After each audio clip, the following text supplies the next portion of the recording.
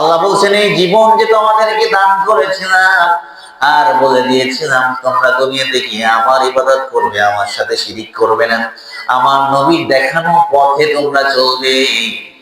কিন্তু দুনিয়ায় গিয়ে তোমরা শয়তানের প্রবঞ্চনায় পড়ে আমার সঙ্গে কুফরি করেছো, শিরকি করেছো, নাফরমানি করেছো। আমার নবীর দেখানো পথ তোমরা পৃষ্ঠপ্রদর্শন করে নিজেদের মতো নাফরমানি করে অন্যায় অপরাধ করেছো। আজকে এই জীবনের হিসাব তোমাকে দিয়ে পরে সামনে আগানো লাগবে। এক নম্বর কিসের হিসাব? জীবনের হিসাব। আর উমরিহি ফিমা আফনাহু, জীবনটা দিলাম, এই হায়াত কোথায় কাজে লাগাইছে। দুই নম্বরে বিশ্বনবী বলছেন ওয়ান শাবাবিহি ফিমা আফনাহু, তোমাকে আমি একটা যৌবন দান করেছিলাম। তোমার 63 বছর 70 বছর জীবনে তোমার গুরুত্বপূর্ণ একটা ব্যাপার ছিল যৌবনকাল। এই যৌবনটা তুমি কোথায় কাজে লাগাইছো? কারণ যৌবন হচ্ছে একটা ইম্পর্টেন্ট, ভেরি ভেরি ইম্পর্টেন্ট জিনিস। দেখো, আপনি বৃদ্ধ হয়ে গেলে চাইলে একটা লোকের ঘাড়ে লাথি মারতে পারবেন না, চাইলে মানুষের বাড়ি ডাকাতি করতে পারবেন না। আপনার যদি শরীরে বল না থাকে আপনি চুরি করতে পারবেন না, ক্ষমতা দেখাতে পারবেন না। কিন্তু একজন যুবক সে চাইলে জিনা ব্যভিচারী করতে পারে, বেপর্দা নারীর দিকে তাকাতে পারে, পতিতালয়ে যাইতে পারে, চুরি ডাকাতি করতে পারে, বিড়ি সিগারেট খাইতে পারে। কিন্তু এই যুবক যদি চিন্তা করে যে আমি আল্লাহকে ভয় করি, আল্লাহ দেখছেন আমি যেখানে যাচ্ছি, আমি যুবক, আল্লাহ আমাকে শাবাব, আমার যৌবন শক্তি দিয়েছেন, আমি এখন তাগড়া যুবক। এখন যদি আমি অন্যায় অপরাধ করি একদিন আমার এই যৌবন থাকবে না। পৃথিবীতে কিছু বিশ্বাস করুক আর না করুক, এটা বিশ্বাস করে যে যৌবন একদিন চলে যায়, যায় কি না? যুবক যদি চিন্তা করে আমি এখন শক্তি আছে দেখে অপরাধ করছে, একদিন এই শক্তি তো আমার থাকবে না, পৃথিবী থেকে একদিন চলেও যেতে হবে আমাকে, তাহলে ওই দিন আল্লাহর কাছে আমাকে দাঁড়াতে হবে। এই চিন্তা করে যুবক যদি অন্যায় থেকে ফিরে এসে মসজিদে এসে নামাজে দাঁড়ায় যায়, আল্লাহ বলছেন একজন বৃদ্ধ মানুষের, একজন বয়স্ক মানুষের 70টা সেজদা আর যুবকের একটা সেজদা সমান। কারণ বৃদ্ধ চিন্তা করে আমি আর করব কি, বাড়ি বসে থাকে। পরিবারের লোকজন চিন্তা করে আপনি বাড়ি বসে বকাবকি না করে মসজিদে যেয়ে বসে থাকেন। বৃদ্ধ চিন্তা করে সারা জীবন অন্যায় অপরাধ করলাম, বাকি জীবনটা মসজিদে কাটাই দিই। আল্লাহ কি বুঝে না? আল্লাহ বুঝে। আল্লাহ চিন্তা করছেন এই বৃদ্ধ লোকটা তার এখন অন্যায় অপরাধ করার সামর্থ্য নাই, বিধায় মসজিদে আসে। কিন্তু এই যুবক ছেলেটা তার মধ্যে যৌবন আছে, যৌবনের প্রবঞ্চনা, যৌবনের তাড়না থেকে সে মুক্ত হয়ে আমি আল্লাহকে সেজদা করার জন্য মসজিদে এসেছে। এজন্য ওই বৃদ্ধর সেজদার তুলনায় এই যুবকের সেজদা আল্লাহর কাছে 70 গুণ বেশি মর্যাদা রাখে। এজন্য প্রিয় ভাইয়েরা, যারা যুবক আছি, ইবাদত করার বয়সটাই হচ্ছে যৌবন কালে। কারণ যৌবনে আপনি চাইলে 20 রাকাত তারাবি পড়ে আরো 30 রাকাত নফল নামাজ পড়তে পারবেন, কিন্তু বয়স যখন হবে আর রোগ ব্যাধি যখন ঘিরে ধরবে তখন কিন্তু আপনি চাইলেও ইবাদত করতে পারবেন না। এজন্য দ্বিতীয় নম্বরে আল্লাহ তাআলা যৌবনের হিসাবটা নেবেন, যেহেতু যৌবনে গুনাহ করার সম্ভাবনাটা বেশি হয়। এরপরে আল্লাহ বলছেন আল্লাহ বলছেন মাল, যে মাল তোমরা কামাই করছো, মিন আইনা তাসাবাহু ওয়া ফিমা আনফাকাহু। এক নম্বর হিসাব হচ্ছে পৃথিবীতে ধন সম্পদ তোমরা উপার্জন করেছিলে, মিন আইনা তাসাবাহু, কোন ক্ষেত্র থেকে, কোন পন্থা থেকে তোমরা মাল কামাই করেছো? অন্যায় অপরাধ করেছো নাকি? অবৈধ পথে ইনকাম করেছো নাকি পেট্রোল মজুত করে সেটা আবার 250 টাকা দামে বিক্রি করে কামাই করেছো? এই হিসাবটা আল্লাহ নেবেন, অর্থের হিসাব নেবেন। টাকা কি টেবিলের উপর দিয়ে কামাই করছো নাকি টাকা টেবিলের নিচ দিয়ে তোমার আসতো? তোমার বাড়ির তোষকের নিচে সরকারি রাষ্ট্রের খাতের টাকা থাকতো কিনা? তুমি সরকারি অফিসে একদিন যায় 10 দিনের সিগনেচার করে আসতে কিনা? প্রশাসনে তোমার চাকরি ছিল, অন্যায় অপরাধ করে অবৈধভাবে তুমি ইনকাম করছিলে কিনা, দুনিয়াতে তোমার প্রভাব প্রতিপত্তি ছিল, কিন্তু লিমানিল মুলকিল ইয়াউম, আজকে তো আল্লাহ ছাড়া কারণ ক্ষমতা নাই, লিল্লাহিল ওয়াহিদিল কহার, আজকের এই আদালত একমাত্র শুধুমাত্র আমি আল্লাহ। দুনিয়ার তোমার প্রভাব প্রতিপত্তি মন্ত্রিত্ব আজকে চলবে না, আজকে হিসাব করবো আমি আর হিসাব দিবা তুমি। দেখছেন না, পুলিশের ঊর্ধ্বতম কর্মকর্তা ছিল জুলাই আন্দোলনে, গুলি একটা আসলো আর করে দিল, দুদিন আগে দেখলাম মৃত্যুদণ্ড। ওর নিচের লেভেলের কনস্টেবল ওর ঘাড় ধরে দিয়ে যাচ্ছে ফাঁকি দেওয়ার জন্য, ছিল তো উপরের লেভেলের। বেটা দুনিয়ায় ভালোই তো ইনকাম করতি, কয় বছর সৎ পথে থাকলে সম্মানের সাথে জীবনযাপন করা যেত, এখন লাভ হইল কি, মৃত্যুদণ্ড হয়ে গেল। এজন্য পাওয়ার থাকলেই শুধু পাওয়ার দেখাতে নেই, এগুলো আমাদের জন্য শিক্ষা। দুনিয়াতে যে সমস্ত ঘটনা ঘটে যায়, এজন্য কিয়ামতে আল্লাহ বলছেন এই মালের হিসাব না দেওয়া পর্যন্ত সামনে আগানোর কোনো সিস্টেম নাই। একটা হলো মাল কিভাবে ইনকাম করছে, দ্বিতীয় নম্বরে আল্লাহ বলছেন ফিমা আনফাকাহু, এই মাল তো উপার্জন করছে রে দুনিয়াতে। আজ আল্লাহ অনেক সময় তোমার কামাইও করা লাগে নাই, বাপ দাদার ওরসজাত সন্তান ছিলে তুমি, সেই হিসাবে ওরসগত ভাবেও অনেক সম্পদ আমি তোমাকে দিয়েছিলাম, অনেক সম্পদের মালিক ছিলে, কিন্তু এই সম্পদটা তুমি ব্যয় করেছো কোথায়, সেই হিসাবটাও এখন দেওয়া লাগবে। এজন্য অপচয় অপব্যয়, ইন্নাল মুবাযযিরিনা কানু ইখওয়ানাশ শায়াতিন, আল্লাহ বলছেন এই যে যারা তাবযীর করে, একটা হলো অপচয় আর একটা হচ্ছে অপব্যয়। অপচয় হচ্ছে আপনার পানি এক বালতি ঢাললে প্রয়োজন মিটে যায়, কিন্তু আপনি অপচয় করছেন আল্লাহর সম্পদ, পানি 10 বালতি ঢেলে দিয়েছেন, এটা হলো অপচয়। এই অপচয়কারী যেমন শয়তানের ভাই, তেমনি ভাবে আপনার অর্থ সম্পদ আছে কিন্তু আপনি অপব্যয় করেছেন। টাকা দিয়ে এরকম তাফসির মাহফিল না করে কনসার্টের আয়োজন করেছেন। আজকে এত সুন্দর আয়োজন, আমি দূর থেকে এসে অবাক হচ্ছি যে এই বাজার দিয়ে ঢুকতে এত মানুষের সমাগম, এমন কোন কথা তো আমি এখানে বলছি না যে শোনার মতো না, বলছি বা আপনারাও যারা এসছেন একদম শোনার মতো না তা তো না, আসবেন আমাদের মেহমানরা পরে, কিন্তু এভাবে এটা একটা অপমান। এই যে জায়গাগুলো পড়ে আছে আল্লাহর জান্নাতের বাগান, কেমন একটা ফাঁকা ফাঁকা দেখা যাচ্ছে, তো এটাও একটা অপব্যয়, সময়ের অপব্যয় হচ্ছে। আল্লাহ সময় দিয়েছেন, চাইলে তো বসলে উপকার হতো আশা করি। তো আল্লাহ সেদিন এই অপচয়কারী আর অপব্যয়কারী যারা নিজের এখন বলতে পারে না আমার সম্পদ আমি কোথায় ব্যয় করবো, আমার ব্যাপার না, আপনি আল্লাহর দেওয়া সম্পদ কোথায় ব্যয় করেছিলেন ওইটাও আল্লাহ সেদিন আপনাকে জিজ্ঞেস করবে।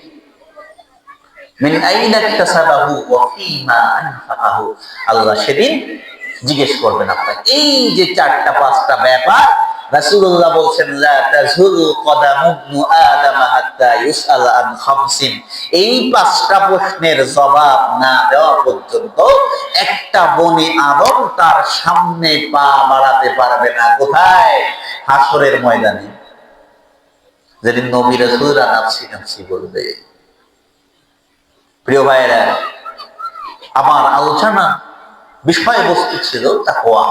আল্লাহকে প্রত্যেকটা কাজে আপনি ঘর থেকে বের হয়ে জুতার মধ্যে পা রাখবেন, মাথায় চিন্তা করবেন যে জুতাটা আমার কিভাবে পরার দরকার ছিল, জুতার মধ্যে আমি কি আগে বাম পা ঢুকাই দিলাম না ডান পা ঢুকাই দিলাম। আপনি কোথায় যাচ্ছেন, কোন পথে হাঁটছেন, কি ব্যয় করছেন, কি কথা বলছেন, কি ইনকাম করছেন, বাচ্চাদের সঙ্গে কি ব্যবহার করছেন, ঘরের লোকের সঙ্গে কি ব্যবহার করছেন, এই কর্মকাণ্ড গুলো করলে আল্লাহ খুশি হবে না বেজার হবে, এইটা মাথায় রাখতে হবে। আমি কার জন্য করছি?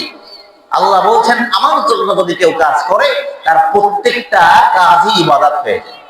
আপনি খাচ্ছেন, আপনার খাওয়ার প্রয়োজন, ক্ষুধা লাগছে, কিন্তু আপনি যদি চিন্তা করেন আমার আল্লাহর ইবাদত করা দরকার, আমি যদি একটু দোয়া করে খাই, আমি যদি হালাল খাবার খাই, আমি যদি দস্তরখানার মধ্যে খাই আর খাওয়ার শেষে আল্লাহর শুকরিয়া আদায় করি, তাহলে আল্লাহ আমার নিয়ামতকে বাড়ায় দেবেন। বিশ্বাস করেন এই খাওয়াটাও আপনার জন্য ইবাদত হয়ে গেল।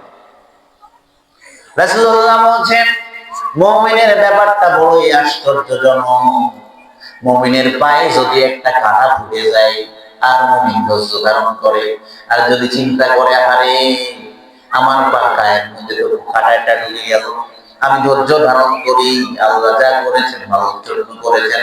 রাসূলুল্লাহ বলছেন এর জন্য আল্লাহ ওই মুমিন ব্যক্তিকে একটা সওয়াব দিয়ে দেন। মুমিন এমন এক জিনিস, সে যা করবে সওয়াব। শুধু করতে হবে কার জন্য? আল্লাহর জন্য। আল্লাহ বলছেন আমার সাথে শিরিক করা যাবে না, আর আমার ইবাদত করতে হবে। আমি আবুদুল্লাহ, তোমরা আল্লাহর ইবাদত করো। ওয়াজতানিবুত তাগুত, তাগুত শয়তানকে তোমরা অনুসরণ করো না, তার পদাঙ্ক অনুসরণ না করে তাকে অ্যাভয়েড করে চলো। তোমার জন্য ফাকাদ ফাযা ফাওজান আযীমা, চির সাফল্য, সফলতা তোমার জন্য ইহকাল পরকালে আমি আল্লাহ দান করে দিব। প্রিয় ভাইরা, তাকওয়ারও বিভিন্ন স্তর আছে। তাকওয়ার তিনটা স্তর আছে। এক নম্বর তাকওয়া হচ্ছে বান্দার কাজ হবে সে যাবতীয় শিরক থেকে, যে সমস্ত কাজ করলে আল্লাহর সাথে শরীক হয়ে যায় ওই সমস্ত কাজ থেকে সে ফিরে থাকবে। আল্লাহর সাথে শরীক করা যাবে না। তাকওয়ার দ্বিতীয় স্তর হচ্ছে, আল্লাহকে ভয় করার দ্বিতীয় স্তর হচ্ছে যাবতীয় বেদাত, সুন্নতের পরিপন্থী কাজ, অন্যায় অপরাধ কাজ, এগুলা থেকে সে ফিরে থাকবে। আর তিন নম্বরে সে এমন মুত্তাকি হবে যে আল্লাহ সামান্য নারাজ হয়ে যায় এমন কোন কাজ সে করবে না। আর মধ্যে প্রথমটা হচ্ছে শিরিক। আল্লাহ সব সহ্য করেন কিন্তু শিরিক সহ্য করেন না। মক্কার আবু জেহেল, আবু লাহাব, উতবা, সাইবা এগুলারা কিন্তু আল্লাহকে মানতো। অনেক সময় আশ্চর্য মনে হয় যে আবু জেহেল আল্লাহরে মানতো, আবু লাহাব আল্লাহরে মানতো, উতবা, সাইবা আল্লাহরে মানতো, তারা আল্লাহকে মানতো, আল্লাহকে বিশ্বাস করত। কিন্তু তাদের সমস্যাটা ছিল তারা আল্লাহর সাথে শিরিক করত। এটাই হচ্ছে তাদের সমস্যা। এজন্য শিরিক মুক্ত নিজে যা কিছু ইবাদত করি আল্লাহর জন্যই করতে হবে, আল্লাহর ভয়েই করতে হবে। মানুষের ভয়ে, লোকের ভয়ে, লোকচক্ষুর আড়ালে অনেক সময় আপনি মনে করেন আমি নামাজের সময় হলো, আজান দিল, মসজিদের সামনে বাজার দিয়ে যাচ্ছি, যদি নামাজ না পড়ি মানুষে কি বলবে, একটু পালাইয়া অন্য রাস্তা দিয়ে যায়, এগুলো করা যাবে না। দেখুন, আল্লাহর জন্য যদি কেউ নামাজ, রোজা, হজ, যাকাত ইত্যাদি ইবাদত করে আল্লাহ রাব্বুল আলামিন এর জন্য তার সওয়াব লিখে দিবেন, পরকালে তাকে মাফ করে দিবেন। পক্ষান্তরে আল্লাহর সাথে শিরিক করলে আল্লাহ বলছেন পৃথিবীর সমস্ত গুনাহ আমি মাফ করে দেব, কিন্তু শিরিকের কোনো গুনাহ মাফ হবে না যদি সে জীবদ্দশায় তওবা না করে যায়। মুশরিক অবস্থায় ইন্নাল্লাযীনা কাফারু ওয়া মাতু ওয়া হুম কুফার, আল্লাহ বলেন দুনিয়ায় শিরিক করলো আর এই অবস্থায় সে মারা গেল, তাহলে তার খবর আছে পরকালে গিয়ে মুক্তি পাওয়ার কোনো সিস্টেম আল্লাহর কাছে নাই। এজন্য আবু তালেবের কথা আসছিল এখানে, যে আবু তালেব যখন মৃত্যু সজ্জায় শহীদ হয়ে গেল, রাসূলুল্লাহ সাল্লাল্লাহু আলাইহি ওয়াসাল্লাম বড় বিচলিত হয়ে পড়লেন যে আমার চাচা আমাকে এত সাপোর্ট করেছেন, এত উপকার করেছেন, আমাকে মানুষ করেছেন, আমি এতিম ছিলাম, কিন্তু এই লোকটা এখন যদি কালিমা না পড়ে মরে যায় পরকালে গিয়ে আল্লাহর কাছে এমন চরম ভাবে ধরা খাবে যে আমি নবী মুহাম্মদ তারে বাঁচাইতে।